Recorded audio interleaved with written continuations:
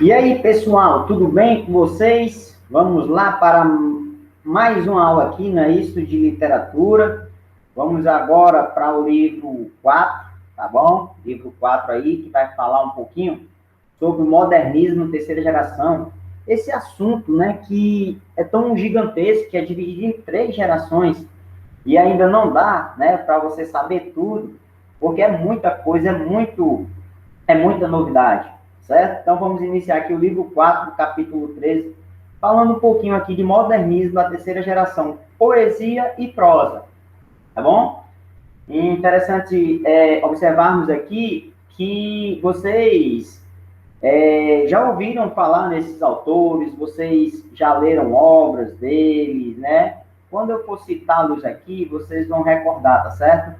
O nosso ilustre Guimarães Rosa, né, a nossa Clarice Lispector, o nosso Mário Quintana, quem mais? João Cabral de Melo Neto, tá certo? Entre outros.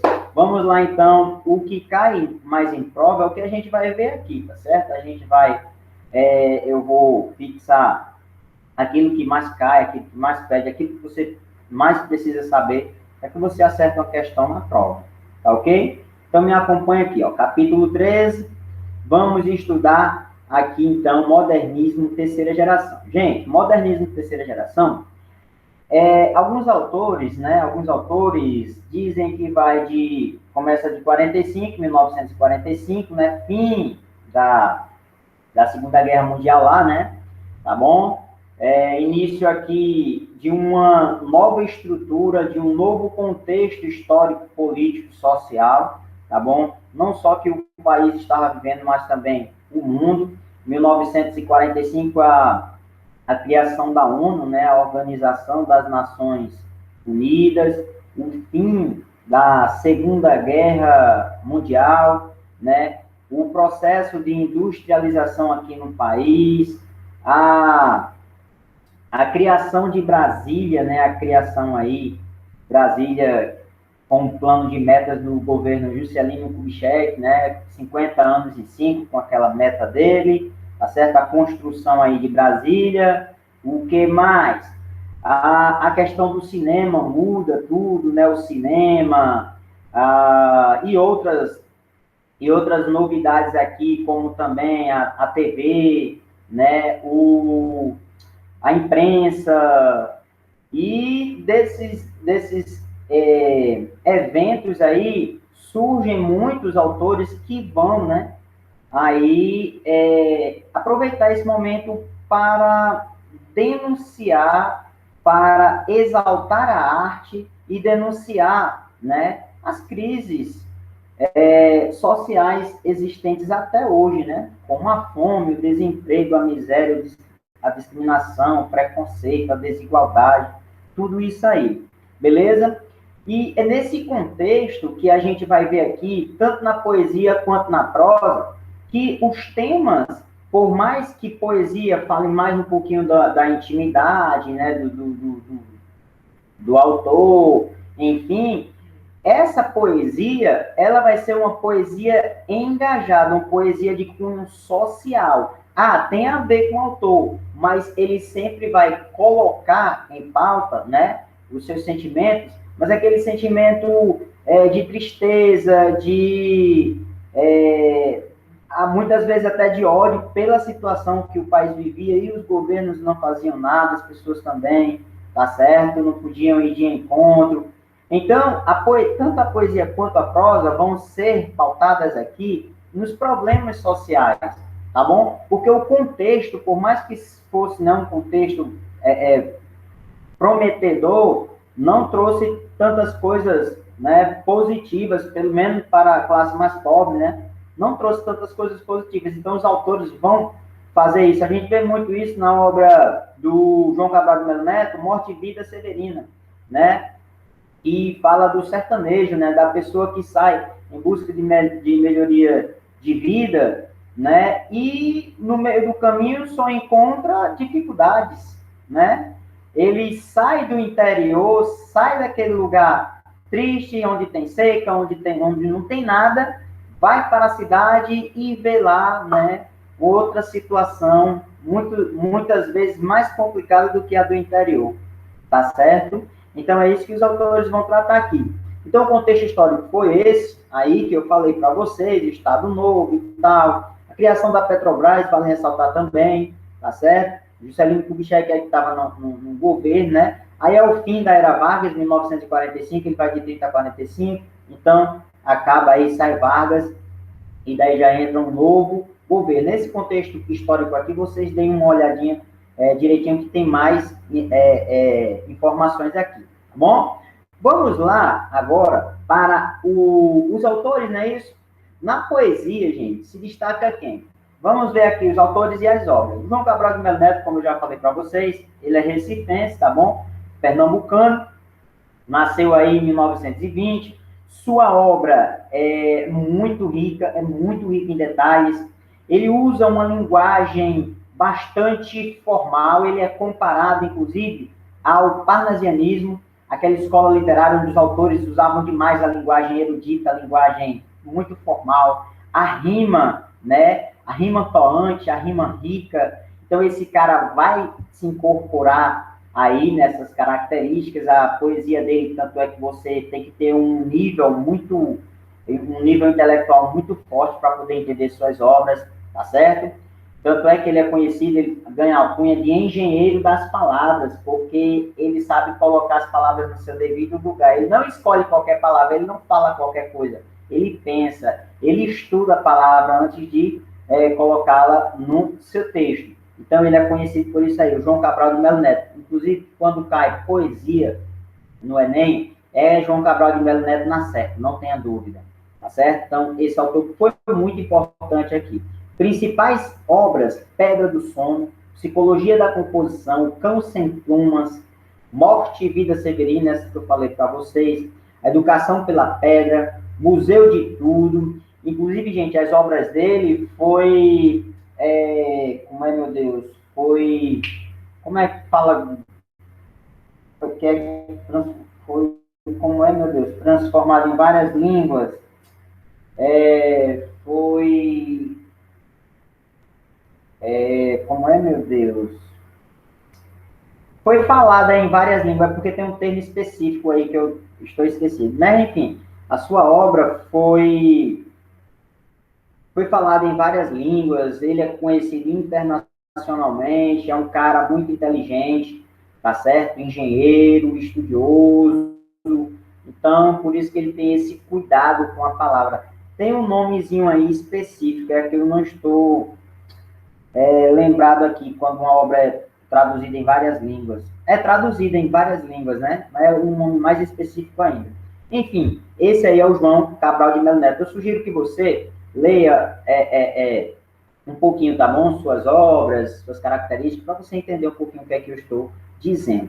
Olha só as características e as obras do João.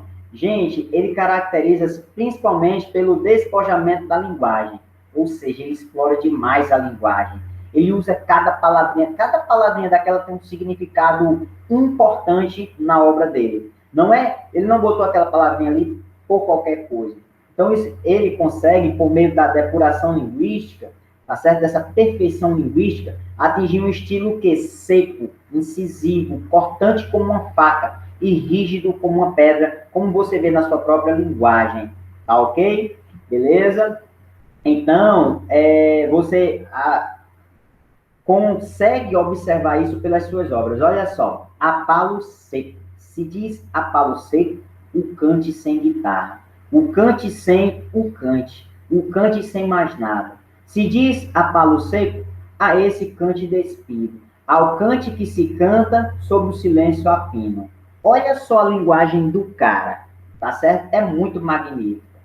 Aí, fora ele, temos também aqui, gente, outros autores importantíssimos para a tua prova. Aqui são as obras dele ainda, né? O Cão Sem Plumas, depois você, né, dê uma olhada aí, Morte e Vida Severina. Aqui é muito, muito interessante. Para mim, a obra mais importante dele é Morte e Vida Severina, tá certo? É magnífica.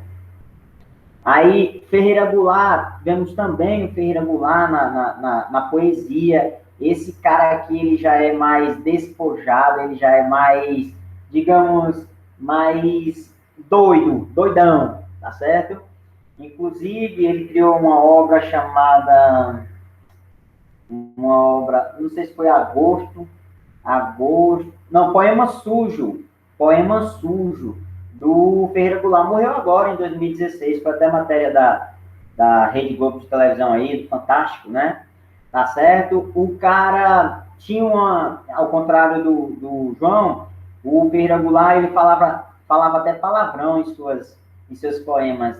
Ele denunciava mesmo, gente, ele mostrava assim na cara de pau mesmo, né? Ele usava palavras bastante assim informais para a época, tá certo? Então o nome, o poema do cara, Poema Sujo, e tem outros mais, tá certo? Ele, inclusive, a gente vai falar um pouquinho dele mais adiante também, que ele fez parte aí, né, do concretismo brasileiro. Então, Ferreira Goulart também fez parte aí, fez poesias aqui, né, na terceira geração.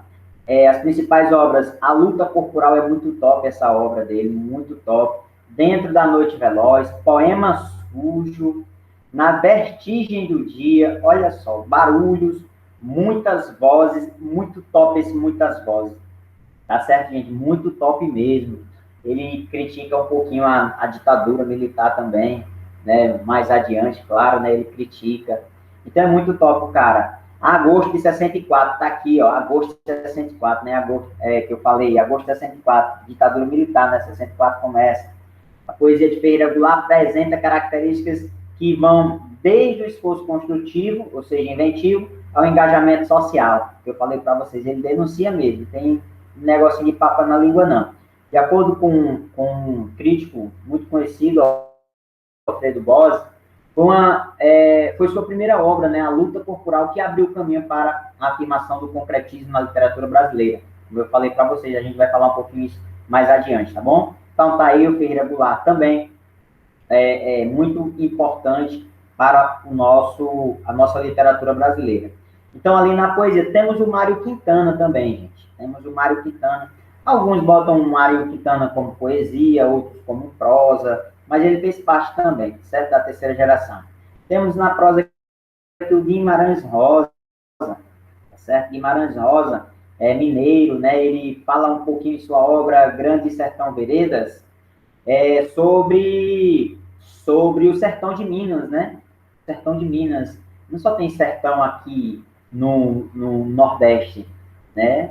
Também temos em outros lugares, mas o Nordeste é mais crítico, né, gente? O Nordeste sempre foi visto como uma região bastante pobre, né? Tá certo? Mas o Guimarães Rosa aqui, ele aborda um pouquinho a situação do sertão de Minas, onde vai encontrar também as mesmas, né? Praticamente os mesmos defeitos do nosso sertão aqui, né? Do nosso sertão nordestino. Beleza? Então temos aí o Guimarães Rosa, sua principal obra, sem sombra de dúvidas, foi Grande Sertão Veredas, mas o modernismo da terceira fase, da prosa, tem introdução aqui no Brasil com a obra Sagarana, também do Guimarães Rosa. Sagarana, já lembra também Seca, não é isso?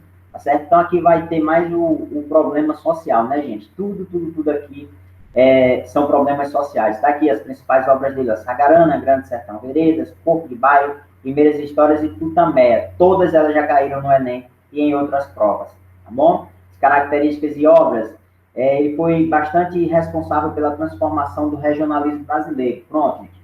Ele é mais conhecido aqui pelos neologismos que ele coloca em suas obras. O cara era muito inteligente. Ele usava tá certo? Tanto é que ele criava, né? Ele criava palavras, ele inventava palavras, tá certo? Ele é conhecido pelos seus neologismos. Tanto é que eu acho que foi o próprio Mário Quintana que fez, né? Um dicionário só com os neologismos do Guimarães Rosa, tá certo? Para você ter ideia. Então ele inova na linguagem, tem a inovação na linguagem. O cara é muito top, mas como segue a mesma estrutura lá do nosso João Cabral e do Ferreira Goulart, ele mostra os problemas sociais, tá bom? Então, você vê que é uma temática bastante social. Aí temos aqui outras obras, enfim, tá ok? E aqui a gente vai falar de outro autor, na verdade, de outra, não é isso? Muito famosa, tá certo, gente? Que a gente vai conversar agora sobre ela. É esta mulher aqui, ó. Clarice Lispector. Olha o olhar dela, olha o rosto, né? A Clarice Lispector tem um tom intimista, um tom de... Ela mostra um pouquinho, ela exalta um pouquinho a questão do feminismo aqui. Não é do feminismo exatamente, mas ela valoriza demais o lado feminino, tá certo? Ela exalta demais o lado feminino, tá certo? As angústias, as tristezas, mas mesmo assim que a mulher é forte, a mulher não desiste, tá certo? Ela tem um tom intimista muito forte. Quando você lê a obra dela, você, principalmente, né, a mulher, quando lê a obra dela, vai, essa mulher tá falando para mim. Você se identifica, porque ela entra na voz, ela tem uma voz feminina muito forte, tá certo? Beleza? Ela nasceu na Ucrânia e mudou-se para o Brasil com a família no ano seguinte, né? Morou em Maceió, Recife e Rio de Janeiro. Trabalhou como secretária e jornalista, além de se dedicar à escrita. Olha só, enquanto casada, acompanhou o marido diplomata em suas viagens. Na primeira viagem para Nápoles, Clarice trabalhou como assistente de enfermagem, né, voluntária. Gente, e daí no hospital da Força, da famosa FAB, né? Força Expedicionária Brasileira, que é um pouquinho mais sobre a vida e a obra dela. Ela se destaca, gente, pelo prêmio Jabuti, né? Ela ganhou aí o prêmio Jabuti, um prêmio muito importante, muito desejado por muitos autores. E ela se destaca também pelas suas obras Laços de Família e A Maçã no Escuro, né? Além de Perto do Coração Selvagem também, que é muito importante aí para a sua estrada literária, tá certo? Laços de Família já caiu várias vezes em prova, é uma história muito bacana, gente, muito bacana na prosa. Você, quando pega essa obra, você vai ler, meu Deus do céu, o que é que essa mulher... Ela é fantástica, gente, não tem nem como, né? É fantástica, a mulher completa, completa. Aí, além dessas obras, temos o quê? Ah, já falei, Perto do Coração Selvagem, O Lustre, A Cidade Sitiada já caiu em prova, A Maçã no Escuro, A Paixão Segundo GH já caiu em prova, Uma Aprendizagem ou o livro, tá certo? O livro dos prazeres, né? Água Viva, A Hora da Estrela também já caiu demais, demais em prova. Laço de Família já caiu também. A Legião Estrangeira, Felicidade Clandestina já caiu. Enfim, tá certo? Características e obras dela. A obra a gente já falou, né? Mas quais são suas características? Ela caracteriza-se fundamentalmente por sua literatura de cunho intimista. Então, ela entra muito na intimidade, tá certo? Ela é muito subjetiva. O mundo introspectivo se revela em seus textos. Então, quando você lê, você entra no texto, junto com ela. Os acontecimentos exteriores, pouco presentes em suas narrativas, servem tão somente para despertar a interioridade das personagens, em sua maioria mulheres, como eu falei para vocês, que a partir de então entram em estado de reflexão, ou seja, epifania, e fazem descobertas pessoais. É muito top, tá bom? Então, com isso, a gente encerra aqui o nosso modernismo terceira geração, prosa e poesia, com a Clarice Lispector, João Cabral de Melo Neto, João Guimarães Rosa, Ferreira Goulart, Mário Quintana, tá certo? A gente encerra aqui. Então, com isso, vocês estudem para que possam aí tirar uma nota bastante bacana aí, tá ok? Valeu desde já, um grande abraço a todos e qualquer dúvida a gente tira na semana de revisão que ocorrerá em breve. Vocês estarão recebendo aí os comunicados, ok?